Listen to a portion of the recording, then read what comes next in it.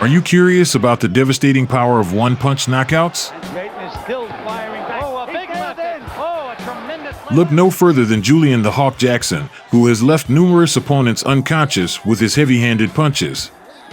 This legendary fighter dominated the super welterweight and middleweight divisions during the late 80s and early 90s, instilling fear in his opponents and building an impressive reputation with each fight.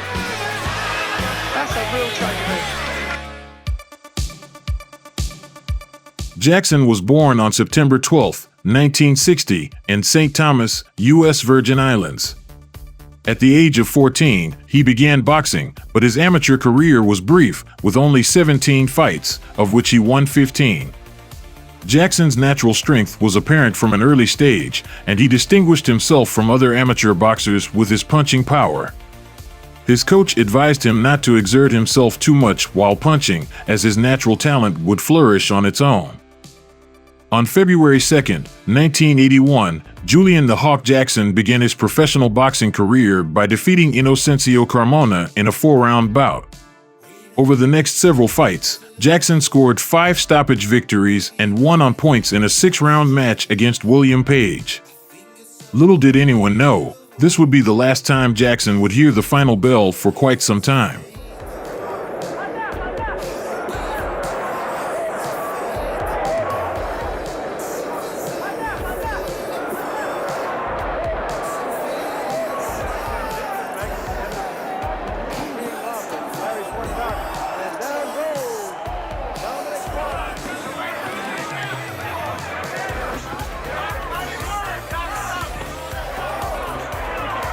He went on to win another 11 fights, setting himself up for a shot at his first title, the WBC Continental Americas belt.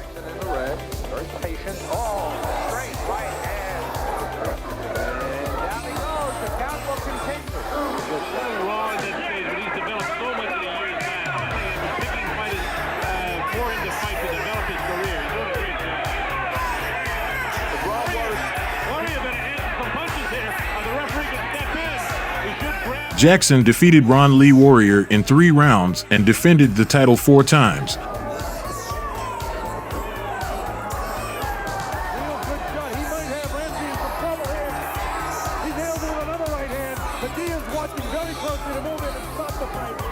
Building an impressive record of 29-0, 27 knockouts.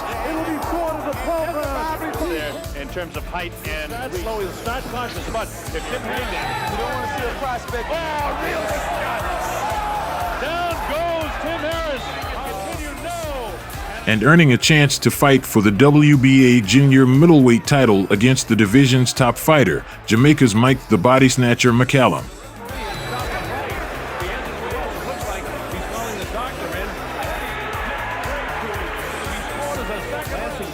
No damage done there.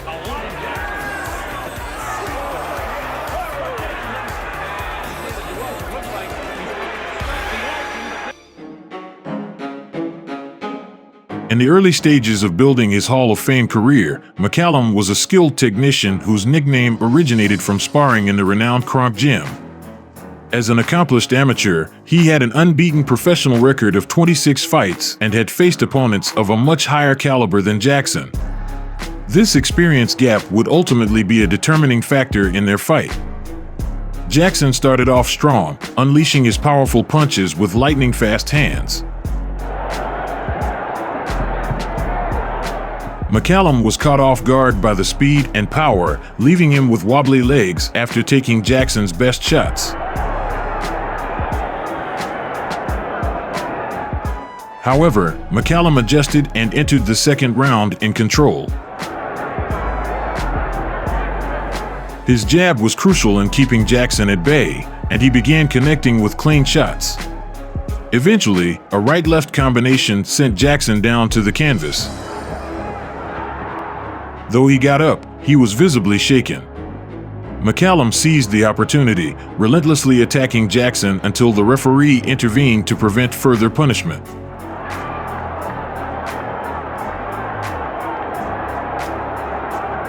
Jackson protested, but the stoppage was deemed fair. Nevertheless, he learned from this loss and quickly bounced back to achieve his goal. When McCallum gave up the title and moved up to the middleweight division, Jackson was matched against Korean and Chul Beck to determine a new champion. Jackson had won 2 fights since losing to McCallum and was eager to redeem himself. Beck had only lost once in 42 fights, on points to Sean Mannion, and was known for his toughness. Jackson alternated between orthodox and southpaw stances, keeping the aggressive Beck off balance. A left hook sent Beck stumbling back, but the ropes kept him from falling, and a count was issued. As we take a look at this replay, he just misses the right hand there. Now you'll see him, he gets banged right on the nose and he steps again, and he's all set to go. He's really off balance. Now will he try to finish it? That punch really took the wind out of Beck's. In the 3rd round, Jackson decided to end it. A right hand rocked Beck before a combination, culminating with a powerful left hook, sent him to the canvas.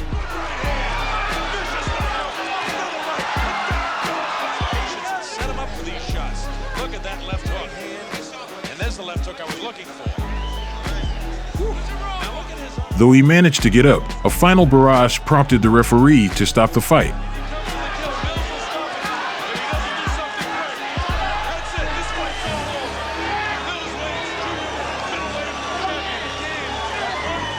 Jackson was now the WBA World Champion.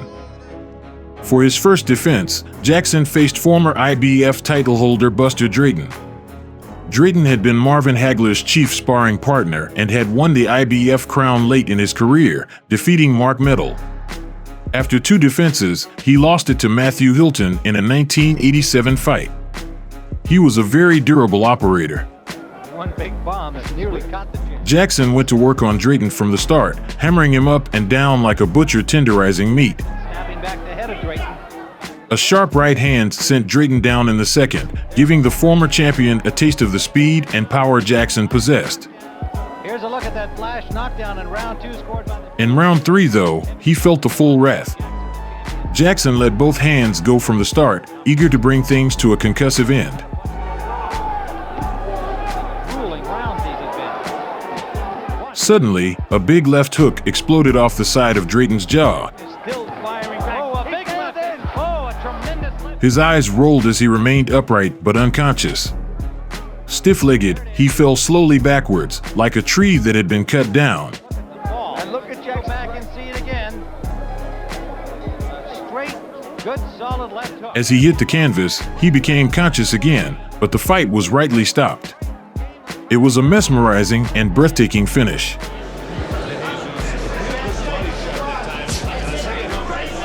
Slick Brazilian Francisco de Jesus survived a 2nd round knockdown before being knocked out in round 8 in defense number 2.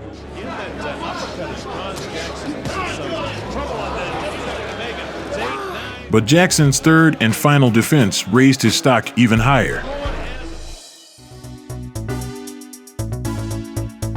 Young gun terrible Terry Norris was viewed as one of the best fighters in the division. His combination of speed and power had seen him record 21 wins from 23 fights. His only losses were a points won to Derek Kelly and a disqualification loss to Joe Walker. He would become one of the best fighters in the division's history, but on this night, he would become a victim to one of the most devastating punches ever thrown.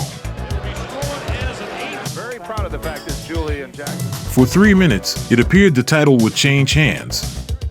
Norris' speed allowed him to fire off combinations before sliding out of harm's way. Jackson tried to pin down the quick-footed challenger, but to no avail. But holding the equalizer meant that at any point the course of the fight could change in an instant. And Jackson still had 11 rounds to catch Norris. In the end, he didn't even need 3 minutes. Maneuvering Norris to the ropes, Jackson stepped forward to shorten the distance. Norris went to slide to the side, but left himself open for the briefest of seconds. Jackson crashed through with a thunderbolt of a right hand, instantly separating Norris from the outside world. The crowd gasped at the sound of the punch and watched in awe as the ropes held Norris up. Another crushing right sent him down and the fight was stopped. Carrying a little bit, he just dropped it there a little bit and just gave it up. Jackson's reputation was sky high. With no challenges left, he turned his attention to the middleweights and a 2nd world title.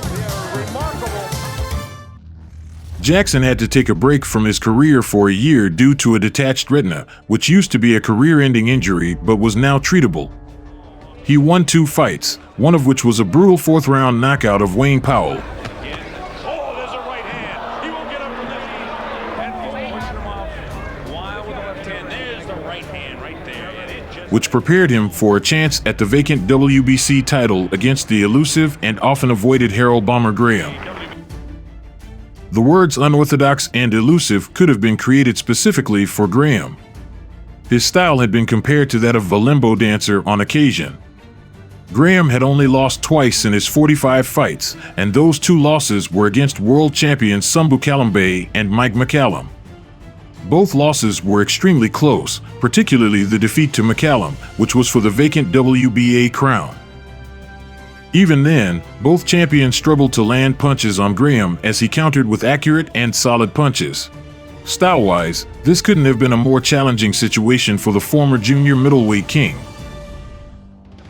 Joe Cortez is the ref because he's been on television. For the first 3 rounds, Jackson found himself in the same position as many fighters before him, repeatedly missing punches while taking punishment in return. And Jackson is hurt and through the ropes almost and in desperate trouble. Something is definitely wrong with Jackson's left eye. His left eye was nearly swollen shut, and his chance of winning was slipping away quickly. The ringside doctor allowed Jackson 1 more round to turn the fight around. Graham sensed that the long-awaited title was within reach, but this anticipation caused him to abandon his strategy. He began to push Jackson back, putting himself in a dangerous position. And then it happened. Backed into a corner and under attack, Jackson instinctively threw a right hook. Further behind them. Oh The punch landed perfectly on Graham, knocking him out cold. He fell backward toward the canvas with his legs folding under him. Graham lay motionless for 4 minutes before Jackson could celebrate his incredible victory as the new WBC middleweight champion. This has become one of Jackson's most famous knockouts. no! And Jackson is hurt.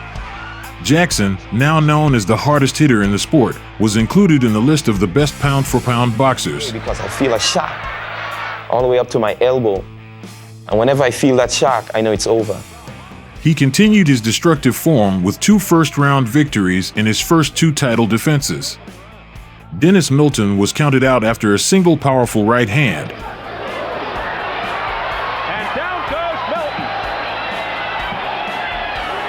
He does not look like he is going to get up. He looks like... while Ismail Negrin was sent to the canvas with a sweeping left hook. Who's had a bit of an out career, and that might be it. The left hook.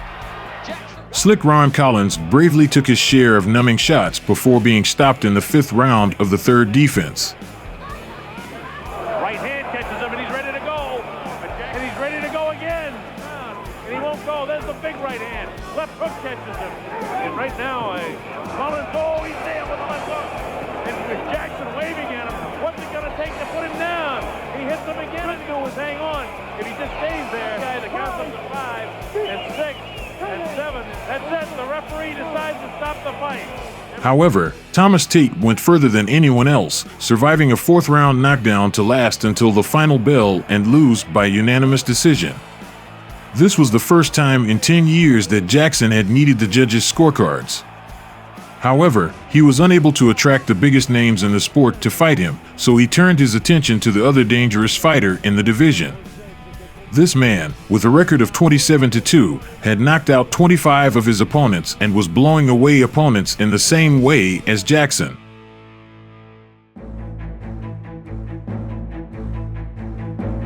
Gerald McClellan was also a fighter from the Kronk Gym.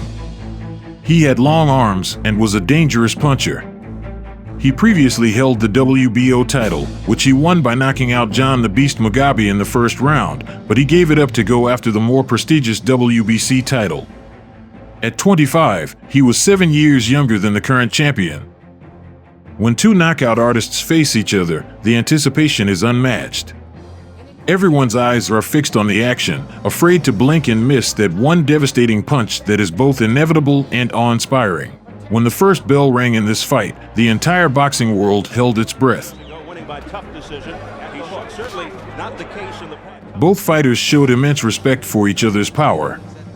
McClellan threw the first punch, a chopping right that caused the champion's knees to buckle. In a hurry, as you can see, there's nice, good organized. Now watch that right hand, and that's what got him right hand crazy. That right hand put. There it is, a big right hand. McClellan was waiting with the. However, Jackson reminded the challenger of his own knockout power by stunning him with a big left hook. McClellan then backed off, waiting for the right moment to strike again. He doesn't pay as much attention to defense. It's gotten to be a little more chess-like. The next few rounds were a tense game of cat and mouse, with Jackson scoring points with his fast combinations. You can't just flick an idle jab out there. Just how good is his chin? In the fourth round, McClellan increased his output and hurt Jackson with long right hands. The action was heating up when the inevitable happened. The fight ended suddenly and explosively. And he needs all the strength he can get. Nice shot by Julian. As he goes upstairs, no chance of South there. Julian got a winner right in. Down goes Jackson. McClellan threw a straight right that took the strength from Jackson's legs. Now let's watch what happens. The soon-to-be former champion started to fall back and was caught with a long left hook that sent him crashing to the canvas. Just what he's Jackson bravely rose to his feet, but McClellan smelled blood. Right this minute. and there's a minute left to go. Can McClellan finish him off? He's down again. Another right hand sent Jackson down to all fours, and the referee waved off the fight, signaling the end of Jackson's title reign. It's over. Bill Swain has stopped the fight. However, he would later get the chance to win back his belt and avenge his defeat. The rematch between Jackson and McClellan, which took place almost a year after their first fight, was expected to be explosive. However, in his warm-up fights, Jackson seemed to be slowing down, winning the first two by stoppage, but struggling to go the full 10 rounds against an unknown fighter named Eduardo Ayala. McClellan, on the other hand, defended his title twice with first-round wins. Jackson never expected that the rematch would end up being so one-sided. Jackson average under. McClellan's come out with a real good jab. Oh, a big right hand. Right off the bat, Jackson's in dire trouble. McClellan looking to finish him off seconds into the fight. McClellan dominated the fight from the beginning and knocked Jackson out with a powerful left hook to the body after only 73 seconds. Jackson can punch. It appeared to be the end of Jackson's title aspirations.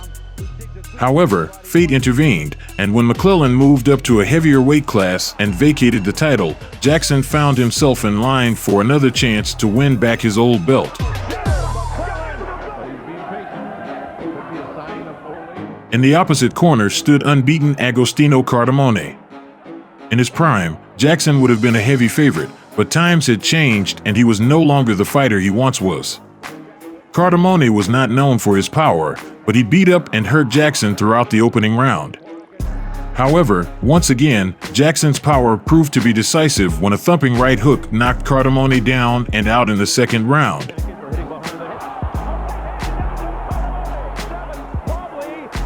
Jackson was once again the WBC champion. But this time his reign would be brief. Challenger Quincy Taylor, who was known for being Sugar Ray Leonard's primary sparring partner for his bout with Marvelous Marvin Hagler, beat down the shell of the once-feared Hawk, knocking him down before stopping him in the sixth round. It should have been the end of Jackson's career, but he persisted. Pretty well and goes down. Ford in a heap of trouble. He won his next two fights on points, evidence of his declining power, before scoring two stoppage victories. Those would be the last wins of his career. Garcia, big right hand like it's going to go, does it? Julian Jackson, the Hawk, getting after Lalo Gutierrez, puts him down with a body. He lost two consecutive fights, both being stopped in the ninth round, to junior middleweight contender Vreno Phillips,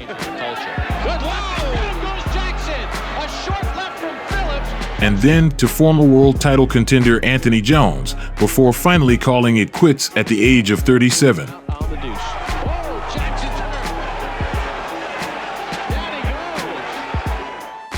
His last record was 55 wins with 6 losses, 49 wins by knockout. In 2003, The Ring magazine ranked him as the 25th hardest puncher in boxing history, a place that no doubt would have been higher had he beaten one of the sport's more illustrious names. In his retirement, Jackson became a minister and kept his involvement in boxing as a trainer. His 2 sons, Julius and John, are both world-ranked fighters. Though fans appreciate the skill of a wonderful boxer, there is nothing that quite captures the imagination than a man who has the power to simply render an opponent unconscious with one thunderous blow. For a period, Julian Jackson was that man. His place in history is secure. I feel a shock all the way up to my elbow. And whenever I feel that shock, I know it's over.